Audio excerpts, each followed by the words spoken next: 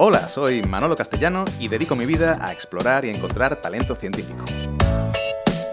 En este podcast no hablamos de ciencia, pero sí hablamos de científicos emprendedores, de profesionales de la ciencia que destacan en sectores como la biotech, la biomedicina, life science o el sector agroalimentario, y también tenemos a recruiters, a headhunters que nos acercan al mundo de la selección de personal científico.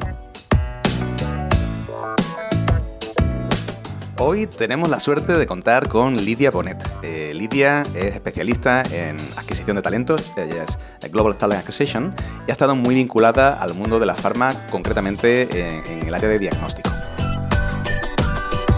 Recordaros que este podcast es posible gracias a Talento Científico, que es una boutique de selección de personal que puede y sabe ayudarte a reclutar a los mejores científicos y perfiles científico-técnicos para tu empresa. ¿Queréis explorar talento científico conmigo? Allá vamos con la entrevista de hoy. Lidia, muy buenas. Encantado de tenerte en el programa. Muchas gracias. Bueno, Lidia, hay mil preguntas que me surgen y que quiero preguntarte. Posiblemente no tengamos tiempo para hacerlas todas, ¿no? Pero tú sabes... Bueno, a ver, para los que no la conozcan, Lidia es Global Talent Acquisition Specialist, que ya hemos estado comentando la dificultad de traducir, ¿no?, este tipo de nombres al español. Y este tipo de entrevistas me gusta centrarlas en la carrera, ¿no?, en la carrera profesional de los entrevistados. Entonces, si te parece, vamos a obviar lo que eres hoy, ¿no?, los nuevos proyectos que tienes. Vamos a dejar eso un poquito para después y vamos a irnos atrás. Vamos a irnos al origen de Lidia como profesional. ¿Tú qué estudiaste al principio, Lidia? Vaya, pues sí, buen comienzo, porque yo de hecho estudié ingeniería industrial. ¿Y por qué? Pues por una razón muy práctica, ¿no? Pues en esa época tú lo que quieres pues es tener una formación que te abra puertas en el futuro. Y muchos de mis hermanos son ingenieros y yo pues la verdad sí tenía alguna ilusión, alguna cosa que me gustaba, pero yo lo que quería en un futuro era tener trabajo y no acabar bajo un puente. Entonces pensé, pues vamos a por una ingeniería. ¿Por qué la industrial? Pues porque quería tener el abanico más abierto posible, y la industrial pues como que te dejan probar un poquito de todo, ¿no? Electrónica, mecánica, química. Y digo, bueno, así no me cierro puertas. Mi obsesión era tener el máximo de puertas abiertas para asegurarme un futuro laboral. ¿Tú te aconsejarías a ti misma ahora eso? No. No, porque mira, hay una cosa, escuché el otro día un vídeo de Jim Carrey que decía que esta decisión mía, que se suponía que era muy racional y basada pues en practicidad, ¿no?, que es lo más práctico, dice, en el fondo tú te estás engañando a tú misma, porque lo que esconde esto es un miedo. Estás tomando una decisión basada en un miedo, el miedo a no encontrar trabajo, el miedo, pues eso, a no tener un futuro. Entonces, toda decisión basada en miedo no es una buena decisión. Entonces, si yo sí que tenía alguna ilusión, incluso cine y audiovisuales, o imagen audiovisual, o biología, o psicología, pero esto me parecía como más, pero Lidia, estos son hobbies, lo puedes seguir manteniendo, ¿no? Y eso en el fondo es un miedo. ¿De qué voy a vivir? Si me hago psicóloga, ¿o de qué voy a vivir? Ya no te digo si hago cine. O biólogo. ¡Oh, biólogo! ¿Qué me voy a tener que ir en un barco a analizar aguas y todo? Pues no, y digo ingeniería, y además pues aquí en España todavía pues tenía como un peso, ¿no?, como también un prestigio, pues vamos para allá. ¿Es lo que se me daba mejor? Pues seguramente no, tampoco se me daba mal, pero creo que ahora me estoy dando cuenta que oculté un miedo, lo disfracé con practicalidad. Claro. Y decía, y también creo que hay una frase de quién es de Mandela, que dice, tus decisiones tienen que estar basadas en tus esperanzas y no en tus miedos. Y cuando leí, me vino en menos de una semana la frase de Jim Carrey y Nelson Mandela, que como los pones juntos, pues mira, en este tema están muy alineados. Entonces yo, pues es lo que digo a los jóvenes cuando hago pues charlas como estas, ¿no? Cómo pasar una entrevista o cómo aplicar a una empresa. Yo esto es lo que digo también. Cuidado con las decisiones que tomáis, que no estén basadas en miedos. Lidia, tú entonces cuando terminaste ingeniería, ¿tenías claro qué es lo que querías hacer? ¿Cómo fue la transición? ¿Cómo fue el cambio? Claro, porque claro, si ya no lo tenía claro al principio, hago algo que lo que sigo no teniéndolo claro, pues empiezas sigues igual, ¿no? Y también con esta obsesión no te cierres puertas, pues yo empecé en esa época, había trabajo para ingenieros de programación, ¿no? Y empecé en una de estas Big Four que tenían un proyecto para programar. Y yo me fui para allá y, ay, qué infeliz que fui, que era todo el día tecleando, ¿no? Y allá ya me di cuenta que no quería eso, pero muchos de los trabajos que se ofrecían eran en este ámbito. Y además buscaban ingenieros, es que además te iban a tu casa, ¿no? Entonces, pues mira, ¿cómo fueron los siguientes pasos de mi carrera? Pues por contactos y por, mira, hablar con gente que te van diciendo qué posibilidades podrías tener. Por ejemplo, yo tenía conocidos que trabajaban en una business school, en una escuela de negocios bastante conocida y buscaban gente pues para la cátedra, en este caso era la cátedra de la empresa familiar. Y yo igual, pues digo, bueno, pues en una business school también voy a tener mucha visión de lo que se hace dentro de las empresas y a ver si se me aclaran las ideas, ¿no? Entonces, pues allá entré y estuve muy bien, aprendí muchas cosas, pero o me dedicaba al sector académico y hacía un PhD, un doctorado, o seguía mi camino por otras caminos, ¿no? Por otras Pero, vías. ¿y en la escuela de negocios qué hacías exactamente? Pues mira, era un poco lo que se dice research assistant, ¿cómo sería? ¿Vale? Investigador asistente. Sí. Entonces, en este caso, pues era la cátedra de empresa familiar y lo que haces es buscar, ¿no? Es decir, buscar información en ciertos temas relacionados con la empresa familiar, pues transición de generaciones, etcétera.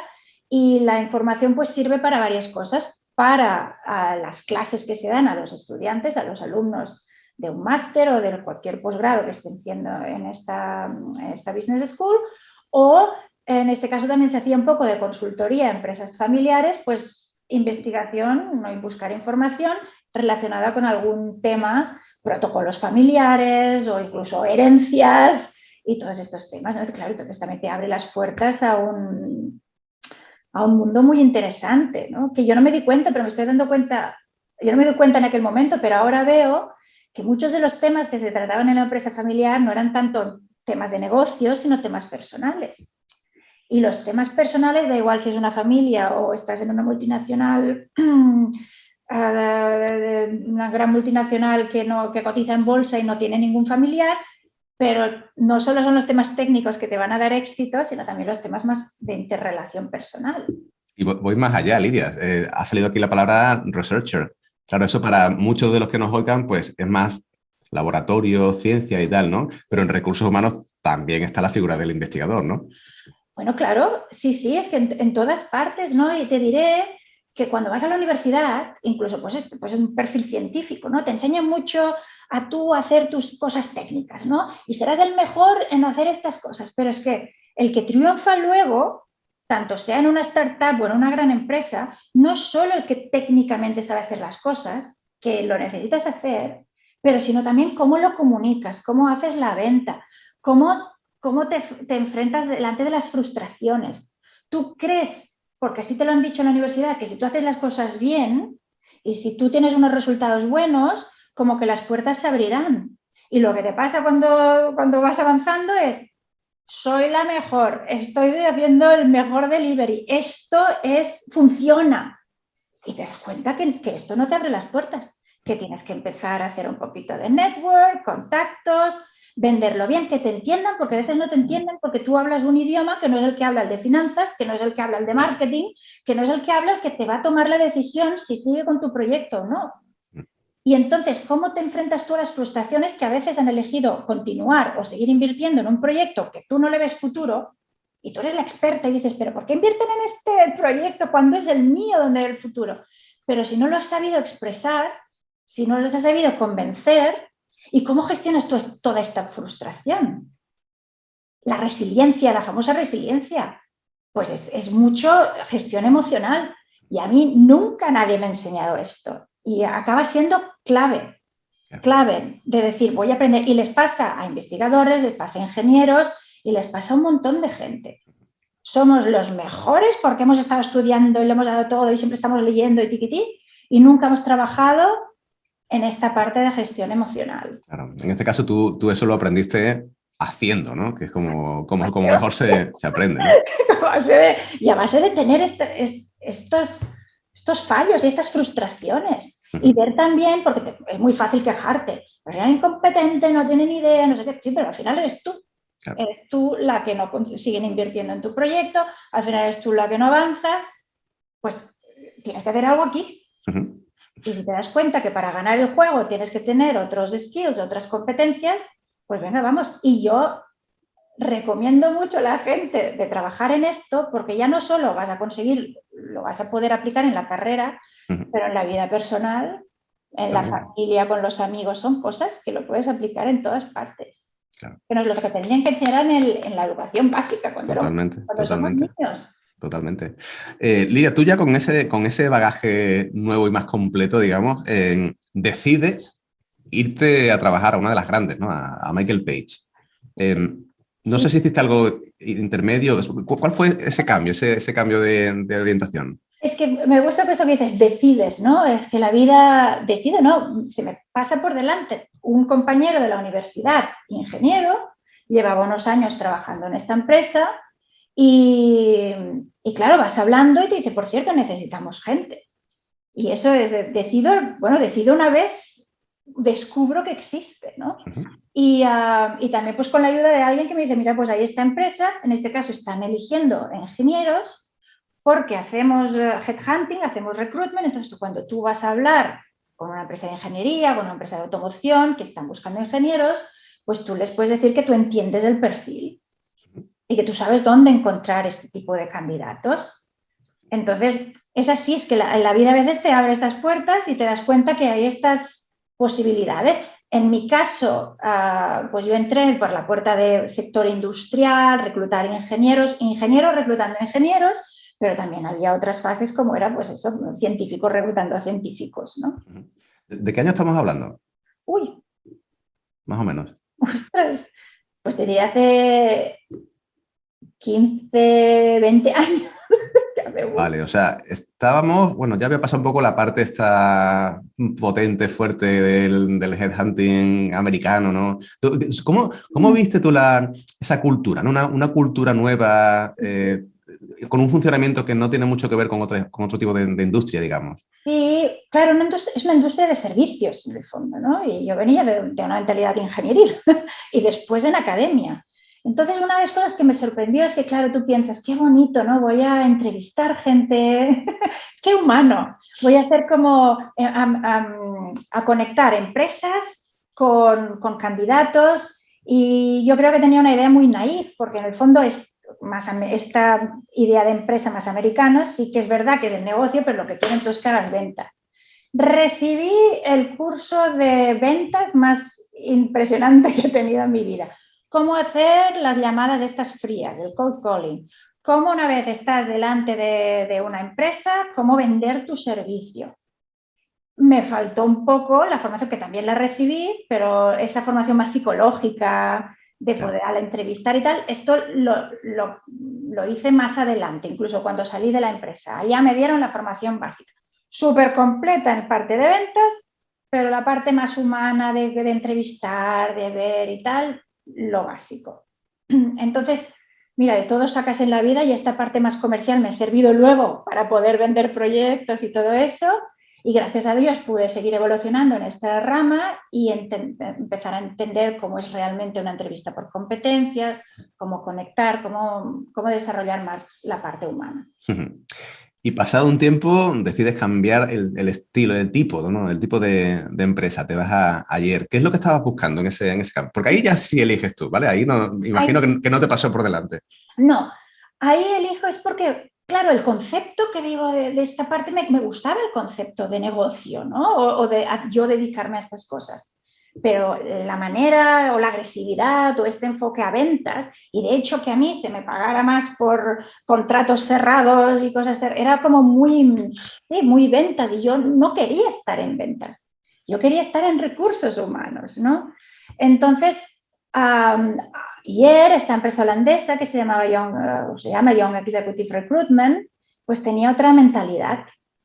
Evidentemente tenían que hacer dinero, ¿no? Y teníamos que conseguir ventas, pero no sé, primaba más el contacto, la relación con el cliente.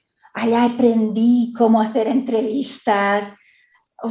Era otra cosa. Y mira que allá además nos enganchó además la crisis, que en España no se reclutaba nada y las empresas estaban despidiendo más que contratando, pero también una filosofía de no despedir cuando las cosas te están yendo bien solo para mantener el margen, sino también ellos empezaron a perder, pero nos mantenían. A lo mejor no nos subían el sueldo, pero aguantaron lo que no está escrito.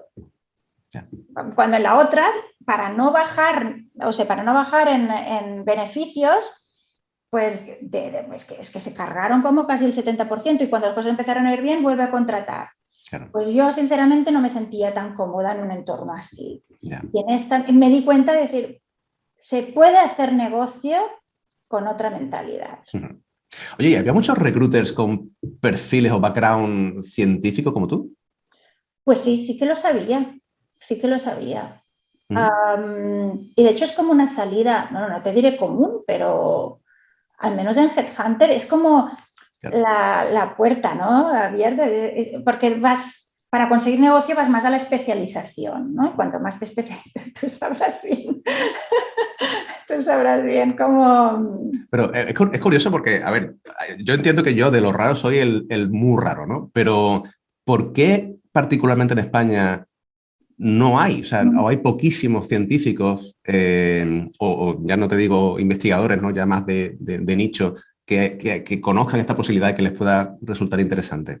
Mira, en España hay una mentalidad que es, bueno, te dejo que hagas un cambio de carrera, pero te pago como a un junior, claro, porque eres junior.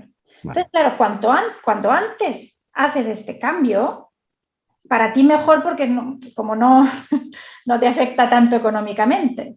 Pero cuando tienes ya 10, 15 años de experiencia y te dicen que vale, te dejo que hagas recruitment, pero como no tienes experiencia y te voy a tener que enseñar, de una cosa, pero de la otra ya sabes tú más que todos ellos. Pues como que no te valoran la mochila que ya llevas. Y es como que te penalizan y vuelves a empezar de cero. Yo lo que veo positivamente en otros países es que te valoran esta mochila que tienes. Y no te ponen en un punto de vista, sí que saben que te voy a tener que formar más en estas cosas, pero lo que traes tiene tanto valor y no lo tenemos que te lo voy a pagar. Claro. O sea, un poco, no es solo nuestro campo, ¿no? Sino yo diría que es una cosa cultural, ¿no? Es cultural. Es cultural. Es como también pues, cuando una mujer o hombre se toma una baja de maternidad o un sabático. En otros países incluso lo consideran algo positivo, no lo ven como no te penalizan por esto, ¿no? Y aquí es como que, no quiero que haya ningún hueco en mi línea de carrera, ¿no? Y esto ya es una mentalidad que creo que tenemos que cambiar. Y Lidia, tú que has estado trabajando en empresas grandes o muy grandes, ¿cómo se gestiona esto? ¿Cómo se gestiona el cambio profesional dentro de una misma empresa? Pues al menos es más fácil. Es más fácil porque, claro, se te valora el conocimiento que ya tienes, porque además vienes de un conocimiento de dentro de la empresa de otro departamento. Lo que pasa en empresas súper grandes es que están muy, ¿cómo se dice? Silos, enchilada, ¿no? ¿Cómo se dice? Encasillada.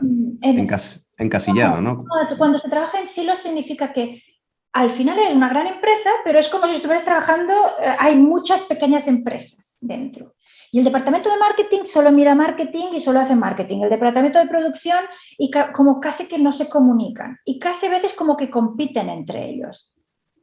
Entonces lo que pasa es que que cuesta también conocer. Si tú trabajas en marketing, ¿qué es lo que están haciendo los de ventas o los de producción? No tienes ni idea porque todo el día estás en eso, no tienes esa atención. En tu burbuja, exacto, tú trabajas en tus burbujas. Entonces, claro, dices, bueno, me cambio de burbuja, voy a un departamento que no tiene nada que ver, pero al menos lo ven positivo porque estás trayendo esta información, sobre todo pues, entre marketing y ventas, o incluso te diré producción, para que se entienda lo que están haciendo, finanzas. Y esto necesitas gente que te vaya haciendo estos cambios para poder mover conocimiento dentro de la empresa. Vamos al paso, vamos a volver a tu carrera. Cuando decides cambiar a una empresa tan grande como Roche, ¿eliges tú o fueron a buscarte? Es que es otra vez, es la vida. Mira, aquí Roche empezaba a tener como el headhunter interno, porque se daban cuenta también que les costaba encontrar exactamente la gente que querían, porque querían muy específicamente, quiero a alguien que sepa hacer esto, aquello. Entonces dijeron, si tuviéramos internamente headhunters nos iría muy bien. Entonces contrataron un headhunter y este headhunter quería contratar a mi compañero de trabajo, que se sentaba al lado, porque en esa época buscaban gente que supieran alemán y yo no hablaba alemán. Entonces esta persona pues creo que era belga y hablaba alemán y trabajaba en Barcelona y él dijo, yo no me quiero mover de Barcelona. Entonces hizo el comentario, mira, esta empresa me ha hecho un headhunting, pero internamente, ¿no? Y me han preguntado si quería ir a Suiza. Entonces yo no sé cómo, yo nunca me había planteado dejar España. Es mi hogar, mis amigos, pero yo qué sé, no sé qué me dio ahí. ¿Sabes cuando dices, ay, esto pinta muy bien? Y le dijo, oye, ¿por qué, ya que tienes el email de esta persona, ¿por qué no le comentas si estarían interesados en mi perfil? Tenemos el mismo background de carrera, la única cosa es que yo no hablo alemán y tú sí, pero mira, si están interesados. Entonces les comentó esto y dijeron, bueno, pues sí, ven a hacer entrevistas. Y me vine a hacer entrevistas. Pero también es otras veces la vida, es que y yo había mandado currículums, es decir, sí que me planteaba un cambio laboral. Con la crisis había mandado 1.000.000 de currículums y mira que yo se supone que los tengo que hacer bien porque sé de lo que hablo, pero que no te contestaban nada o salarios menos de lo que estaba cobrando. Fatal. Sí me contestaban.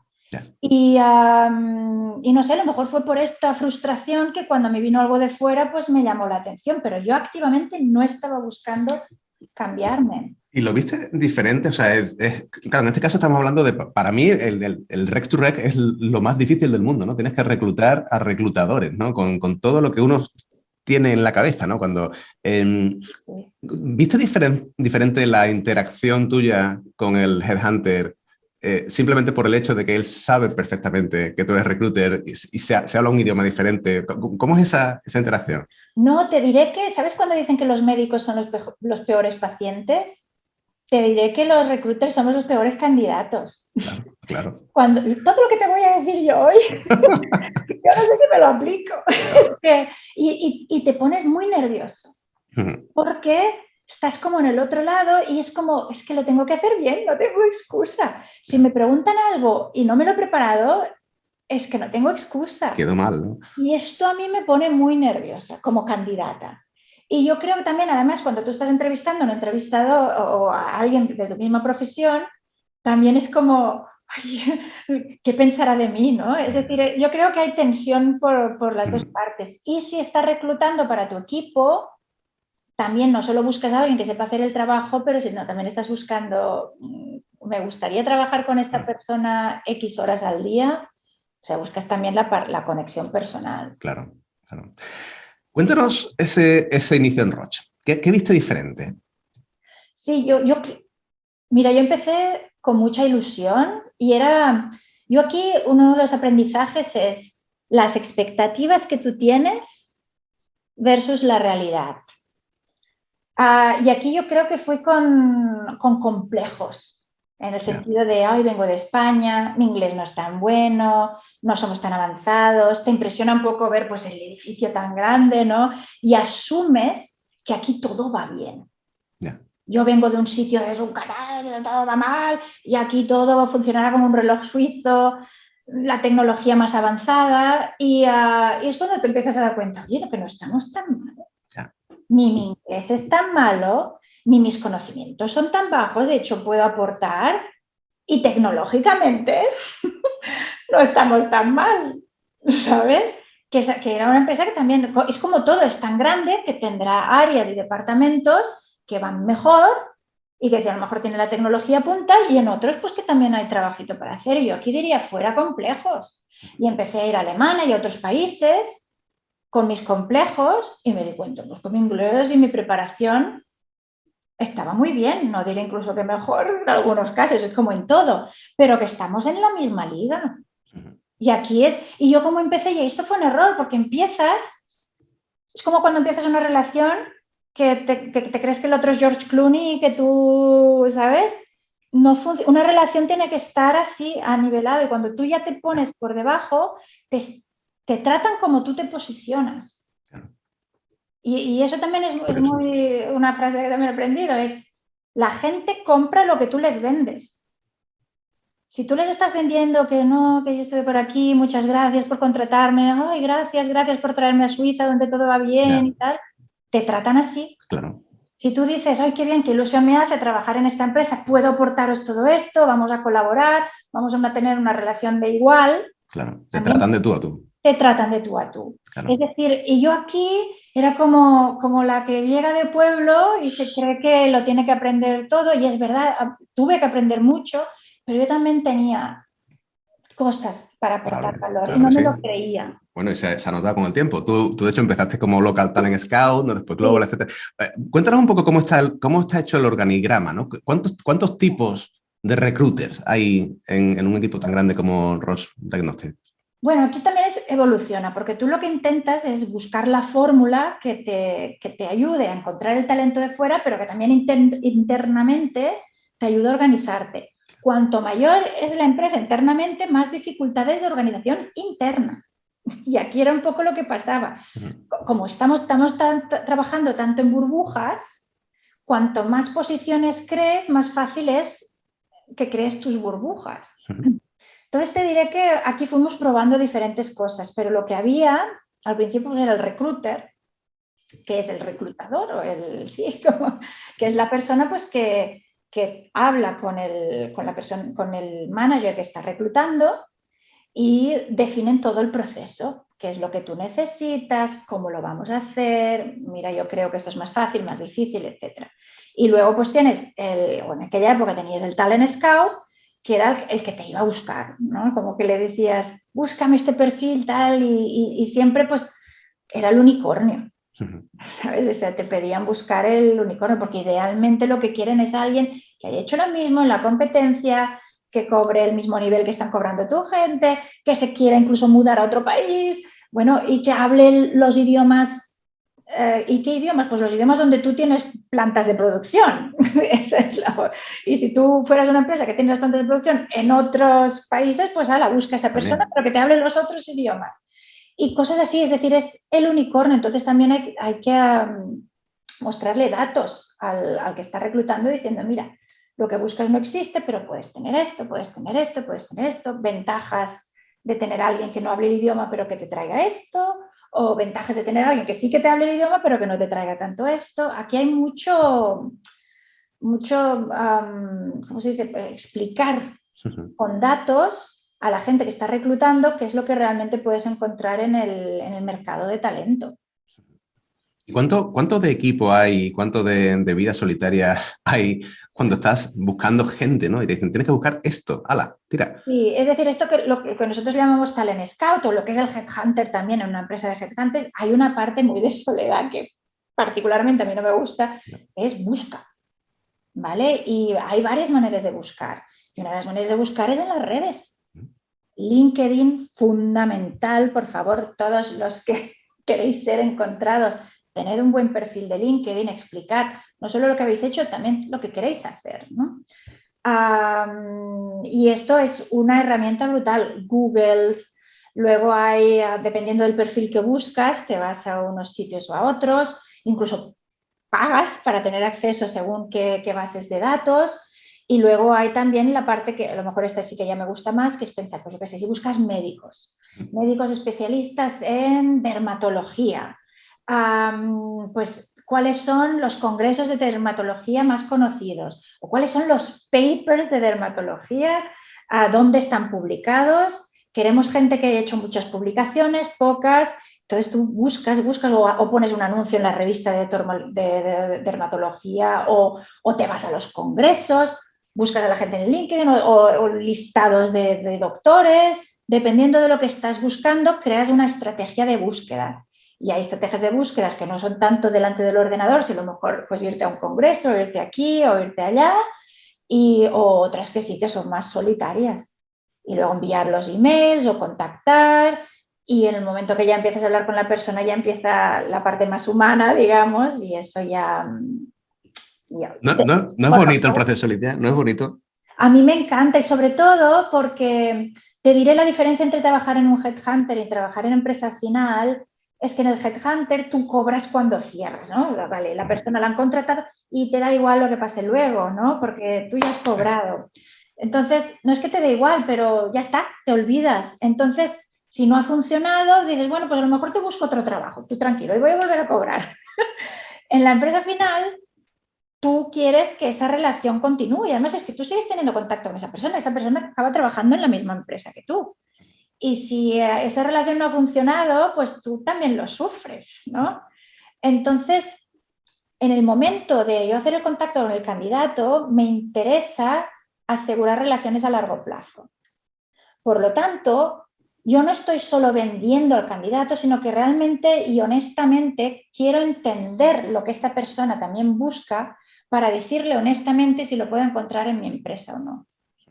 Por ejemplo, mucha gente me dice, es que trabajo en una empresa, trabajamos todos en silos, trabajamos todos en burbujas, estoy harto de trabajar así. Claro, yo que digo, es que nosotros trabajamos igual, lo intentamos romper, pero si tú lo que te motiva a cambiar de empresa es justamente esto, yo te tengo que decir que vas a encontrar lo mismo, no te puedo engañar.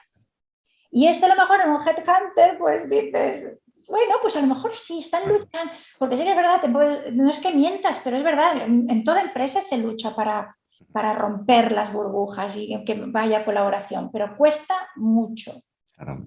Entonces yo te voy a decir, pues sí, tenemos la voluntad de romper burbujas, pero que no sé si lo vas a ver tú en los próximos años. Yo creo que también la imagen del headhunter se ha humanizado un poco, ¿no? con el tiempo, ¿no? De lo que se ve en las películas, ¿no? Los años 90, ¿no? Esa agresividad, ese tema económico siempre subyacente, ¿no? Ahora, de hecho, allí, no sé si vosotros trabajabais con HRBPs, o sea, ¿hasta qué punto externalizas un servicio? O sea, ¿cuándo necesitas ya y no te queda más remedio de externalizar un servicio, Lidia? Sí, es que eso también va a filosofía de empresa y cada multinacional o cada gran empresa lo organiza de su manera. Yo cuando estaba en mi última empresa estaba muy de tenerlo interno, ¿vale? Y realmente lo intentabas hacer lo máximo internamente. Lo único te diré, incluso a veces algo pues, que es muy, muy confidencial o una posición súper alta, que no te interesa incluso que en el mercado se sepa que estás buscando esta persona, ¿no? Entonces necesitas un intermediario, porque el intermediario, este intermediario viene de esta empresa, pero si soy yo la que te estoy buscando, y dirán, ¿cómo le voy a decir? No, está claro cuál es la empresa que está buscando. Entonces te diré, o por perfiles súper, súper, súper difíciles, que desde que yo ya he agotado todas las fuentes, necesito ayuda. Pero era simbólico, que de hecho, desde que empezamos a tener Talent Scouts, el coste en empresa externa cayó en picado. Cayó en picado. Es que te diré que incluso durante varios años fue cero. No trabajamos en el área en la que yo estaba, ¿eh? En el departamento en el que yo estaba, no trabajamos con externos durante bastantes años. Luego también depende, ¿no? de si empiezan reorganizaciones, empiezan muchos cambios y estos cambios más confidenciales o que realmente necesitas ayuda. Quieres estar seguro que lo has peinado todo. Quieres estar seguro que ese unicornio no existe en ningún lado. Necesitas gente que te ayude. Claro. En este caso, cuando hablamos, por ejemplo, de talent acquisition, ¿qué ¿Qué ves tú? O sea, ¿qué te hace falta tener para ser un buen Talent Acquisition Specialist que no te hace falta para ser un recruiter de otro estilo? Bueno, o el talent scout es que la selección de personal o el talent acquisition incluye varias partes, ¿no? Cuéntanos un poco qué Pues es mira, cada cosa, ¿no? Para que está quede... la parte de, y esto me tocó hacerlo durante una época que dije, vamos a hacer un poco de employer branding, vamos a hacer marketing, ¿no? Entonces yo en esa época pues empezábamos y yo pues era la que hacía hacía post en Facebook, en Instagram todavía yo no me ¿Te veía tocó a ti tanto. eso? Sí, porque empezamos, ¿por qué no hacemos un poquito esto, no? Y entonces, pues, empiezas, bueno, evidentemente en el perfil de la empresa, pero claro, yo me empezó a entrar miedo, ¿no? Porque claro, yo hacía posts o presentaba posts de cosas que me gustaban de la empresa, por ejemplo, la comida a mí siempre me ha gustado mucho y cuando había algo, por ejemplo, en carnaval, pues que los de la cocina se habían currado allá una cosita que parecía un payasete o algo así, pues le hacía la Todo branding, foto, ¿no? o que a alguien que venía de una maternidad le daban un ramo de flores con el grupito, pues digo, ay, qué bonitas estas cosas, o alguien que había estado enfermo y regresaba, pues de estas cosas que te enseñan cómo es trabajar en la empresa. Entonces, pues yo hacía mi foto con mi móvil y lo subía, pero claro, a veces se tenía que hacer en alemán, a veces en inglés, y yo pensaba, yo no tengo ni idea de escribir, si yo vengo de ingeniería, ya no solo las faltas, sino cómo El es este estilo, ¿no? lenguaje más El copy. marketingiano, ¿no? Y no era yo, Lidia, que hacía el post, sino que era la empresa, y a mí esto me creaba mucha ansiedad. Y si digo algo o hago un post que yo qué sé. Entonces, ¿qué pasa? Que cuando se empezó a ver pues, que estas iniciativas pues, tenían resultado, pues ya contratas a alguien que es especialista en esto, en employer branding o en marketing y que ya, no sé, ya lo sabe hacer. En una empresa chiquitita, la persona que hace talent acquisition te lo tiene que hacer todo. ¿Vale? Y tiene que decidir pues, qué porcentaje de mi tiempo voy a dedicar a hacer employer branding, qué porcentaje de mi tiempo voy a dedicar a hacer búsqueda proactiva de candidatos. Aquí también tienes la parte, lo que hemos dicho antes, de buscar por internet o de hacer estrategias. Me tengo que ir a una conferencia o mira esta revista, vamos a poner un anuncio aquí, etcétera. Luego hablar con el candidato. Y aquí creo que hay las dos cosas. Primero, entender, escuchar, ver si este candidato es la persona que tú estás buscando y luego ver lo que ofrezco es lo que esta persona quiere, la parte más de ver los skills, pero también las motivaciones. Luego la negociación, porque luego le quieres vender. Hay lo que aprendí en esa primera empresa de vender y tal, también. Es decir, como ves, hay muchos skills, como se dice, Competencias. competencias diferentes que necesitas por cada fase. Cuanto más pequeña la empresa, más tienes que hacer de todo. Cuando más grande la empresa, más en tu globo estás. Y hay gente, por ejemplo, en empresas que solo hacen la búsqueda y te dicen, mira, hemos encontrado estos candidatos, habla con ellos. Entonces, claro, yo diría que dependiendo de lo grande de la empresa que estás aplicando como candidato, te vas a encontrar más intermediarios o menos. Claro. Cuéntanos un poco cómo es el día a día de un talent acquisition. Porque yo creo que eso no, o sea, no sé, uno no se imagina, hasta que no te metes en el mundillo, no te das cuenta de lo que hay detrás, ¿no? Sí. Tú te levantas por la mañana, llegas allá a la oficina, ¿qué pasa? Pues mira, lo que pasa es que tienes un montón de lo que se llama requisition, un montón de posiciones, ¿vale? Y normalmente son más de las que puedes trabajar. Hay muchas. Entonces, lo que pasa es que ese trabajo más de alta costura que te gustaría hacer, establecer relaciones o buscar, es que no puedes, realmente tienes que priorizar, es que no puedes trabajar en todas. Y entonces empieza la priorización. ¿Cuál es la que realmente tenemos por prisa o por importancia dedicarle más tiempo? Y hablar con el line manager y entender el perfil, qué es lo que realmente estás buscando. Intentar negociar, en el sentido de que, porque te vienen con una lista de la compra, que dices, ¿tú crees, realmente necesitas todo esto? ¿Qué es lo que es esencial y qué es lo que sería maravilloso? Yo entiendo que idealmente te gustaría tener, pero necesito entender, dame 4 cosas. 4 cosas que tú, si la persona no tiene estas 4 cosas, yo ya sé que ya no te la puedo presentar, pero dame los los must-haves que se dice, ¿no? Y eso es lo que tienes que pedir. Y entonces, al final, las primeras fases, yo me baso en estas 4 cosas. Claro. O sea, que mucho tiempo de hablar con hiring managers, con gente interna, o sea, reuniones. Sí, muchísimo, porque es que si me mandan un email y yo tengo que elegir este email y coger todo lo que me dicen en este email, yo ya sé que no encuentro a esta persona. Ya. Entonces necesito que me digan la prioridad. Vale. Tienes ya la prioridad. ¿Qué hacemos? Busco. ¿Cómo? Bueno, busco o pongo un anuncio en las diferentes plataformas, ya lo hemos hablado, dependiendo del perfil, en unas plataformas o en otras, y espero y rezo a lo más alto que me lleguen los pescados directamente a la barca, ¿vale? Y lo que pasa es que muchas veces, aún así, aunque yo intento con el manager filtrar y hacer lo más general posible, muchas veces realmente hay unos requerimientos muy específicos que yo creo que en el mundo no hay mucha gente que haga. Entonces, cuando yo pongo el anuncio, los peces que saltan a la barca normalmente no encajan, ¿vale? Y es mucho de filtrar. ¿Dónde está el pez que yo necesito, el candidato que yo necesito con estas cosas básicas? Entonces, muchas veces requieres tiempo para ir a buscar. ¿Y dónde lo hago? Lidia, solo en ese proceso de recogida de peces, no sé si es en una empresa tan... Si la dejé, no ha salido un poquito ahora. ¿Cómo es ese proceso de recogida de currículum, ¿no? de filtrado, en una empresa tan grande que entiendo que tiene un ATS propio, ¿no? ¿Cómo se hace eso? ¿Cómo se filtra una posición en la que sabes que potencialmente pueden aplicar cientos de personas? Sí, te diré 300, 500 o los que sean tal. También aquí viene una cosa que es que tú dices, como buscas el oro, es como buscar oro. Tienes que filtrar, porque si se te escapa la pepita y si encima te ha llegado, pero esta pepita no la sabes ni encontrar. Entonces es lo que yo digo, que aquí es esto es importante lo que voy a decir, porque cuando tú hagas un currículum, tienes que entender cómo ahora voy a filtrar yo. Claro. Tengo estas 4 cosas que yo busco.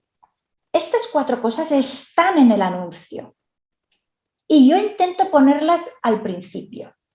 Es decir, los 4 puntos, cuando yo pongo también la lista de compras, porque el manager me dice, yo quiero que me pongas la lista de compras, pero digo, los 4 primeros puntos normalmente son lo que yo es más no negociable y luego ya pongo más abajo lo que sería ideal. Entonces, más o menos tú como candidato dices, lo que hay más al principio se supone que es lo más importante. Y yo filtro por estas 4 cosas, solo por estas 4 cosas, porque no me da la vida para más. Claro. Pues yo voy, pero como una... y les voy... Me leo los currículums así. O sea, que tú te lees los currículums. Bueno, me leo. Busco. Es decir, no me leo porque leer es... Yo busco las palabras. Por ejemplo, Lidia, tiene que ser un ingeniero. Es que necesito porque por temas de firmar tiene que ser ingeniero. Y me tiene que hablar inglés y francés porque la planta de producción la tenemos en Francia y ya no te hablan... Me lo invento, lo que me estoy inventando. Por lo tanto, busco ingeniero, inglés y francés que tenga 5 años mínimo de experiencia y otra cosita. Entonces, yo no me leo el currículum, yo voy a buscar idiomas, tal, carrera, formación profesional, inglés. Además, me lo pongo ya por mi experiencia, que es lo más difícil, y busco ya normalmente lo más difícil primero. Es decir, yo estoy cazando palabras en un currículum, no me lo leo. Cuanto más difícil me lo pones, pueden pasar 2 cosas. Que yo, porque estoy muy desesperada, me lo tenga que leer todo, entonces ya me enfado, porque digo... Porque además si es un ingeniero digo, vaya, pero qué poco estructurado es, ¿no? Es que además, o si ya realmente tengo infinitos, digo, mira, pues lo siento, adiós, no tengo tiempo de buscar, claro. ¿Vale? ¿Y qué opinas de utilizar killer questions? Bueno, es que lo que pasa en los killer questions es que si yo pongo en la job description, por favor, necesito ingeniero tal, mucha gente aplica, ¿vale? El killer, porque dices, bueno, yo he oído que no siempre lo necesitan todo. La killer question ya te estoy diciendo es que realmente necesito esto. Y la killer question realmente va muy bien. ¿Vale? Lo que pasa que hoy en día, como nos faltan candidatos, cuanto más difícil pones el proceso de selección, más pereza da. Normalmente, pues si un candidato ya tiene un trabajo, ya está bien, pues dice, veo una posición, quiere aplicar rápido. Pero una killer question, la utilidad que tiene es precisamente esta, de ahorrar tiempo haciendo estas cosas. Y además también lo que pasa es que muchas veces digo, voy a hacer el post de esta posición. Voy allá, hago un post, automáticamente ya he recibido 20 currículums. Esto es gente que tiene algo puesto, es cualquier posición que aparezca en esta empresa yo aplico. Y a veces, evidentemente, no encajan para nada. Y además es que es imposible. No les ha dado tiempo leerse a enviar todo esto. Es decir, han creado como unos sistemas automáticos para llenarte la application y te los empiezas a leer y dices, pero si tú eres periodista, estás buscando el ingeniero. Y te das cuenta que es algo automático. Entonces las killer questions te ayudan a filtrar un poco eso. Claro, o sea, yo entiendo que estas cosas después, desde el punto de vista del candidato, no son muy bonitas, ¿no? Recibir este tipo, pero claro, también hay que ponerse en el otro lado, ¿no? ¿Cómo te lees 300 currículos? O sea, ¿cuánto tiempo? Si te pones a hacer cuentas de horas, ¿no? Es complicado. Mira, yo dedico segundos a leerme un currículum. Lo que pasa que también te diré que dices, este es el primer filtro. Luego, cuando tengo ya a los demás, ya voy a el segundo escáner. Y hay gente que dice, ¿y la carta realmente te la lees? Me la leo en el paso 4 o 5, me la leo, pero no como puerta de entrada. Claro. Pues te diré, si tienes que sacrificar algo, sacrifica la carta de presentación, que a lo mejor cuando la necesite ya te la pediré. Claro. ¿Vale? Porque si tengo un manager que quiere leer tu carta de presentación, pues ya te la pediré y así pues también puedes aplicar más rápido, ¿no? ¿Tú? Lidia, ¿cuáles han sido los dos perfiles, los dos puestos más difíciles de cubrir de tu vida? Mira, no recuerdo sino recuerdo recuerdo como no la dificultad, sino la satisfacción. O sea, tengo mis candidatos que los llevo en el corazoncito. Porque realmente es que te acabas encariñando también con ciertas personas, ¿no? Y a veces dices, ay, me encantaría encontrarle una posición a esta persona, ¿no? Y a veces es que entrevistas a alguien, por el motivo que sea, no encaja en esa posición, pero que los tienes ahí.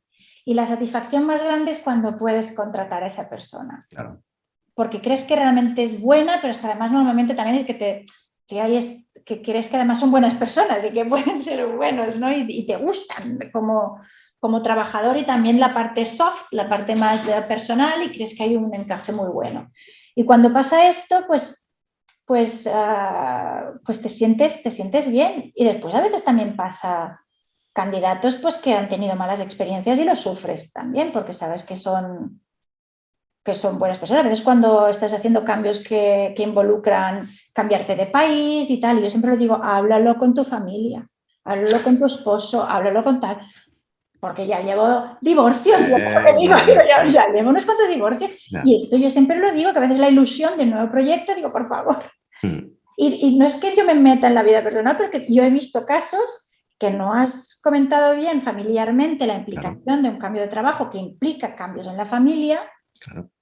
Y sí, tienes un trabajo muy bonito, pero te has quedado sin familia. Claro. O al revés, ¿no? O sea, de tener que hablar no solo con el candidato, sino quiero hablar con tu mujer o con tu marido.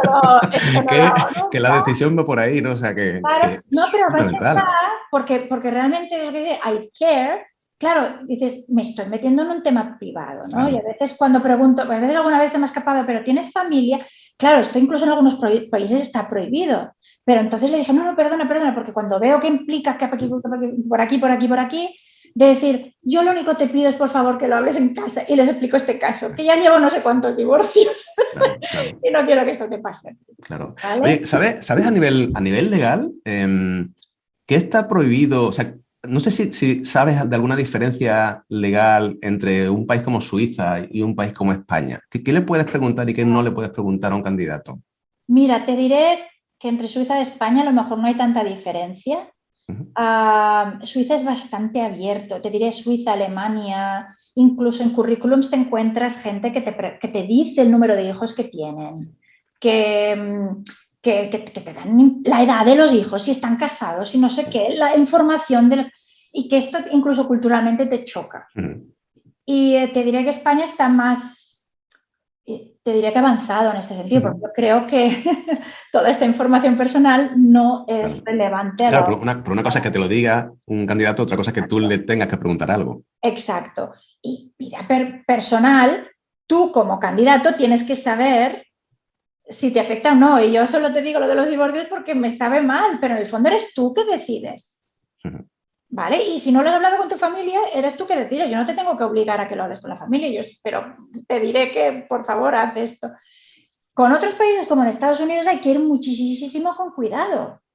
¿Vale? Entonces, como nosotros hacíamos reclutamiento internacional, al final, pues, intentas aplicar las normas del país más restrictivo. Sí. ¿Vale? Para curarte en salud. Entonces, no preguntas nada personal, incluso en Estados Unidos puedes recibir currículum sin nombre, sin absolutamente ninguna información personal, y entonces te acabas acostumbrando a ver currículums pues diferentes y a no hacer preguntas, no preguntar, por ejemplo, en Estados Unidos no puedes preguntar el salario de una persona, ¿vale? Y entiendo la racionalidad, ¿no? Pero lo único que tú también quieres saber, voy a hacer todo un proceso de selección, a lo mejor yo estoy pagando 50 y esta persona gana 100. Si no sabemos si estamos alineados, pues a veces yo ya digo, mira, ya no pregunto qué estás ganando, pregunto, ¿qué te gustaría ganar? Porque es lo que me interesa, no me interesa saber lo que estás ganando. Yo qué sé, a partir de qué figura, a partir de qué número estás buscando. Porque, y le digo, y te pregunto esto, porque ahora imagínate que hacemos todo el proceso, nos encantamos el uno al otro y lo que te ofrezco, digo, nosotros vamos a perder tiempo y a lo mejor pues también ilusión, ¿no? Y entonces intento alinear, aunque en algunos países está prohibido, pero intentas establecer la racionalidad porque estás preguntando esto y no pregunto lo que ganas porque me da igual lo que ganas. Si tú ganas 10, pero tú no te cambias y no ganas 100, pues yo me tengo que basar en lo que tú me estás diciendo. ¿Qué me importa si estás ganando 10? Claro, y concretamente son algunos mercados, ¿no? Tipo IT, es que es la primera pregunta, porque es que si no... ¿No?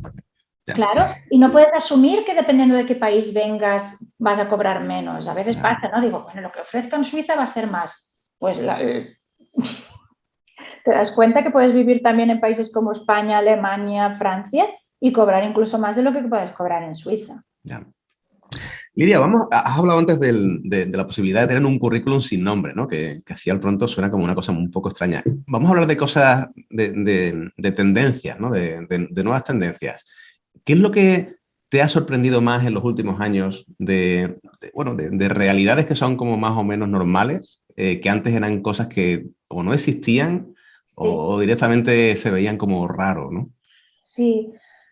Pues positivamente, bueno, lo de incluso currículum sin nombre, a mí incluso me parece bien en el momento que hay ciertas etnicidades o ciertas poblaciones que sufren discriminación y a veces esta gente tiene unos nombres diferentes, pues, y está probado que han hecho sus research, ¿no? sus investigaciones y te das cuenta que dependiendo de qué nombres tengas, tienes menos posibilidades de conseguir un trabajo.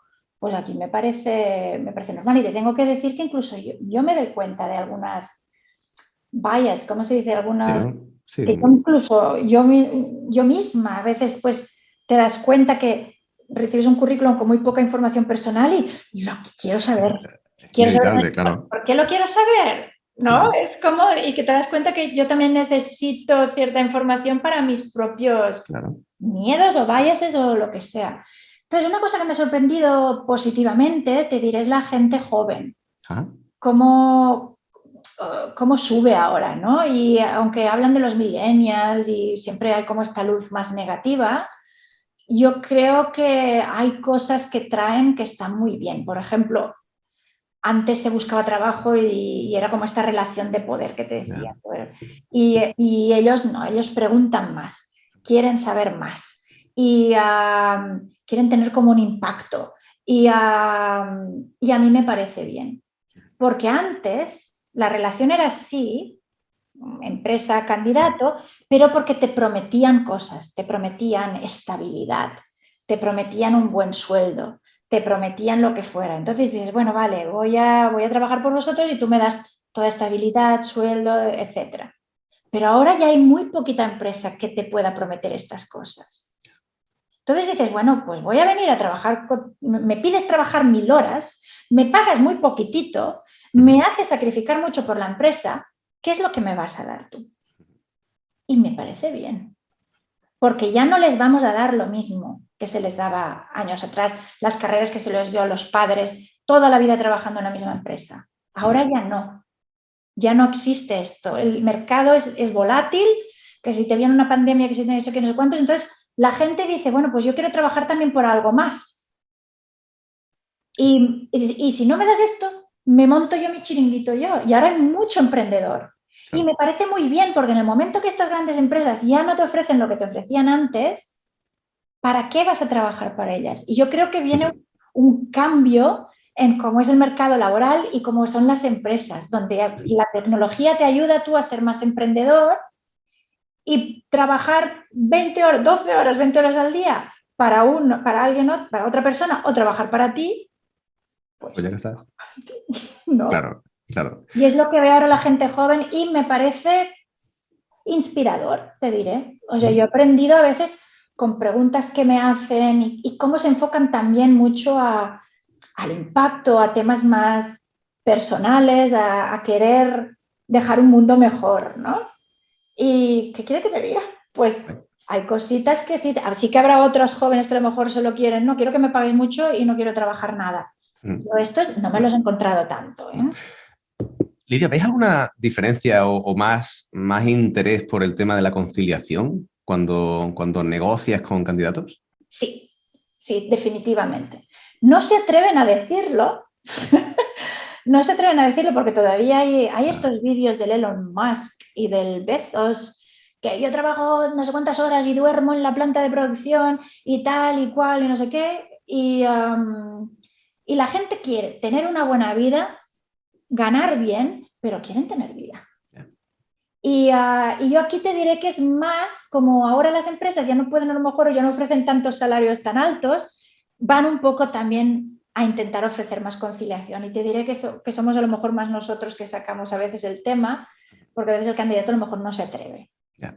¿Y tú ves diferencia entre un país como Suiza y cualquier otro? No sé, claro. O España, por ejemplo. No, en España no hay conciliación para nada. Ya. No, en España aquí está muy mal, muy mal. Es que es lo que he comentado antes, se te penaliza y es estar permanentemente conectado y trabajar jornadas increíbles. Yo te diré, en Suiza se trabaja mucho también, pero es que también me pagan infinitamente más. No sé qué quieres que te diga. Y además, pues, bueno, en Suiza es porque faltan mujeres, faltan mujeres que trabajen, porque en Suiza hay mucha tradición que la mujer cuando ha tenido hijos deja el sector laboral, porque el hombre gana suficiente para poder mantener la familia. Entonces, hay muchas iniciativas para incentivar a las mujeres que vuelvan a trabajar, pues para que puedan trabajar el 50%, incluso el 20%, lo que sea, pero necesitamos mano de obra, ¿no? Entonces sí que en Suiza está muy avanzado en esto, no se penaliza a gente que se tome un sabático.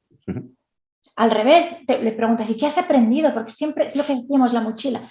De toda experiencia que tú tienes en tu vida has aprendido algo. Y aquí es, te has ido un año de sabático, el juego de la oca, te vuelves a la posición número 1. Y allá no, allá hay como más, habrá de todo, ¿no? Pero en general hay más conciencia que una persona senior que a lo mejor te cambia de trayectoria profesional o que ha tenido un parón, también te puede traer cosas a la empresa. Y en cuanto al trabajo en remoto, ¿tú has visto que haya habido más bien un ajuste de qué cosas se pueden hacer y qué cosas no se pueden hacer en remoto? O incluso de la creación de nuevos puestos que directamente se crean nuevos porque son nuevos en remoto. Sí, no, ha cambiado completamente el mapa de trabajo. Y es lo que dicen, sabes que desde hacía años las empresas hablan de la revolución digital. Aquí no ha habido revolución digital, aquí me refiero en el mundo en general, no ha habido revolución digital hasta que una pandemia no te ha obligado a tenerla. Se hablaba mucho, se hacía muy poco. En el momento que todos estamos en casa y aquí nadie puede ir a trabajar en su puesto de trabajo, ya no se viaja tanto. Nos ponemos las pilas. La tecnología se ha empezado a hacer este cambio, o sea que también ha sido muy bueno en este sentido de esta revolución digital. Se ha disparado por causas externas Y te diré que, por ejemplo, ahora a lo mejor en algunas empresas se está utilizando más para reducir costes. Yeah. Es decir, si ya puedes trabajar desde casa, ¿para qué te tengo que pagar un sueldo suizo o alemán o americano cuando te puedo tener en un país más de bajo coste? Entonces, lo que pasa es que, por un lado que dices, qué bien, voy a poder conciliar más, voy a estar más trabajando desde casa, pues a lo mejor muchos han perdido el trabajo porque se ha movido tu posición a países de más bajo coste. Claro. ¿Y qué tipo de, tú que llevas muchos años en Pharma, qué tipo de posiciones son ahora, si no full remote, que tengan un montón de días, horas en remoto sin problema?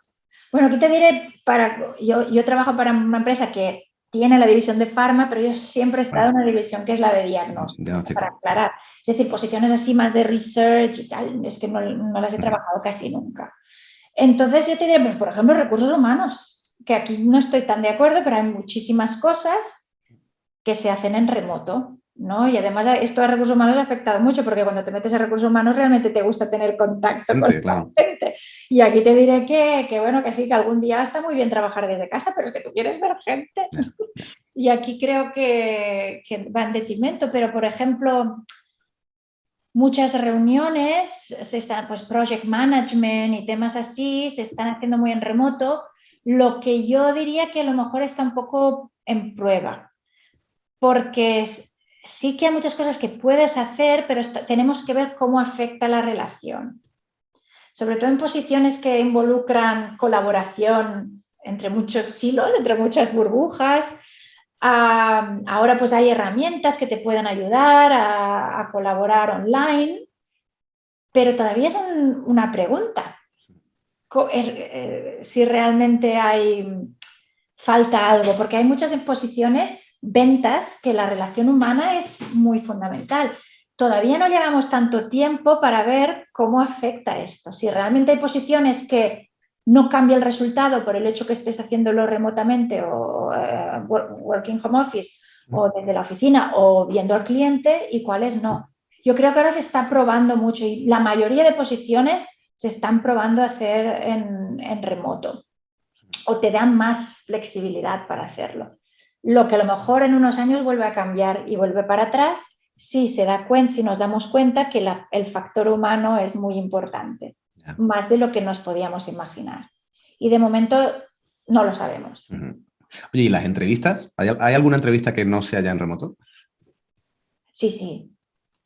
Sí, porque nos hemos dado cuenta que esta cosa, factor humano, a veces pues hacemos el primer filtro, lo hacemos siempre online, ¿no? Incluso con cámara para vernos, así. Ahora utilizamos más cámara, sí. Antes siempre era el teléfono. Pero ahora, claro, como no sabemos si nos veremos, y luego nos vemos cara a cara y te diré, siempre cuando invitas 4 personas a la oficina, ¿no? A verlos, normalmente ya tienes tus favoritos, ¿vale? Es como dices, bueno, a mí me gusta más Pepe, luego María, y luego Sara, ¿no? Y los ves cara a cara y te cambia. Hay algo. Es que no te lo sabría decir también. En el fondo, también un aprendizaje. El factor humano en negocio existe. Y muchas veces nos enfocamos solo a ser el mejor en la parte técnica, pero en la parte personal, el clic personal, y a veces no lo puedes definir. Lo intentas racionalizar para evitar también el bias, ¿no? ¿Cómo se dice bias? Sesgo, sí, ¿no? Sesgo. O discriminación, ¿no? O sea, realmente tienes que racionalizar las decisiones, pero a veces, sobre todo cuando estás al final y tienes 3 candidatos, cuando ya los invitas, es que ya tienes la posibilidad, puedes ser tú. La decisión irá por tonterías, por realmente tonteritas. Oye, ya que estamos hablando de entrevistas, se habla mucho de qué es lo que hay que hacer en las entrevistas, ¿no? Nos preguntan mucho, oye, ¿qué preguntas pueden hacernos y tal? Te voy a hacer una pregunta diferente. ¿Qué echas de menos tú en una entrevista de los candidatos? Pues preguntas. Es decir, que te das cuenta, un candidato motivado y un candidato que se está visualizando en la posición, te hace muchas preguntas. Incluso a veces no se atreven y dicen, bueno, es que estas ya son muy preguntas logísticas, ¿no? Pero es que tú, y a lo mejor le digo, vale, este no es el momento, pero también me gusta que me lo diga porque yo estoy viendo que esta persona ya se está viendo. Se está viendo, voy a ir en tren o voy a ir en moto. Y que a veces te hacen preguntas y dices, pero perdona que te pregunte esto, pero es que hay parking y no lo digo por el esto, pero es que estoy pensando, he visto los trenes no están bien y tal. Y tú dices, claro, bien. Claro, entonces en el fondo a mí me gusta, digo, bueno, a lo mejor no es el momento, y diré, bueno, pues sí, hay parking o no hay parking, pero el momento que yo veo que esta persona se está visualizando, yo le estoy viendo una motivación, le estoy viendo un interés. Y le estoy viendo también cuán avanzado está en esta visualización. En el momento que ya te empiezas a ver tú yendo a la oficina o no yendo a la oficina o tal o cual, entonces yo esto también lo veo como positivo. Cuando veo la persona realmente se está viendo y versus otras, que eres tú más el que le estás intentando vender y claro, dices, yo no lo veo muy motivado. No. Y es más que eres tú que les vas diciendo cosas, ¿no?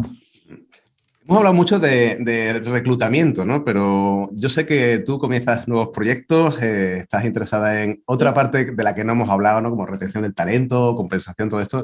¿Qué es lo que echas de menos que quieres desarrollar en el futuro, Lidia? Sí, porque, claro, el reclutamiento es una parte del ciclo de vida de un empleado dentro de una empresa, ¿no? Y muchas veces te das cuenta que estás reclutando porque se están yendo los empleados. Y tienes como, es que siempre estoy reclutando el mismo perfil, ¿por qué? Y te das cuenta que en el fondo todo está conectado, ¿no? Y a veces hay un tema, pues más, si en vez de reclutar tanto, dedicamos esfuerzos a retener el talento, pues vamos a reclutar menos y vamos a retener más. O temas a veces, pues eso, se van y se pueden ir por distintos temas. Un tema, pues a lo mejor de liderazgo. No se sienten inspirados o hay demasiado volumen de trabajo y tal. O están pagados por debajo del mercado. O sea, hay tantas cosas y me gusta verlo de manera global, ¿no? Y entonces ahora, pues gracias a Dios, voy a tener una posición que me permitirá verlo todo desde un punto de vista más global y entonces hacer estrategias de recursos humanos o estrategias de personas más enfocadas a la necesidad del departamento o la necesidad de esta empresa en concreto. Muy bien. Pues Lidia, ¿qué te voy a decir? Que podríamos seguir hablando aquí años, que han salido cosas súper interesantes, pero que me ha encantado entrevistarte. Bueno, un placer. Yo te agradezco que me hayas invitado a tener esta conversación cuando quieras. Si hay algún tema más específico y concreto que crees que las personas que escuchan tu podcast les puede interesar, podemos profundizar y muchas gracias. Es un placer siempre hablar contigo y me encanta lo que haces también, este enfoque que tienes con esta especialización que creo que hace mucha falta. Pues Lidia, lo haremos, seguiremos hablando y seguiremos bicheando, ¿no? Como digo yo. Muy bien, pues mil gracias. Nos vemos pronto. Adiós. Hasta ahora. Hasta ahora. Bueno, espero que os haya gustado el programa de hoy. Sabéis que nos podéis seguir en redes sociales, donde encontraréis esta y muchas otras entrevistas y donde además tendréis acceso a ofertas de empleo de perfiles científico-técnicos. Mil gracias por estar ahí y nos vemos en el próximo episodio, en el que estaremos explorando talento científico.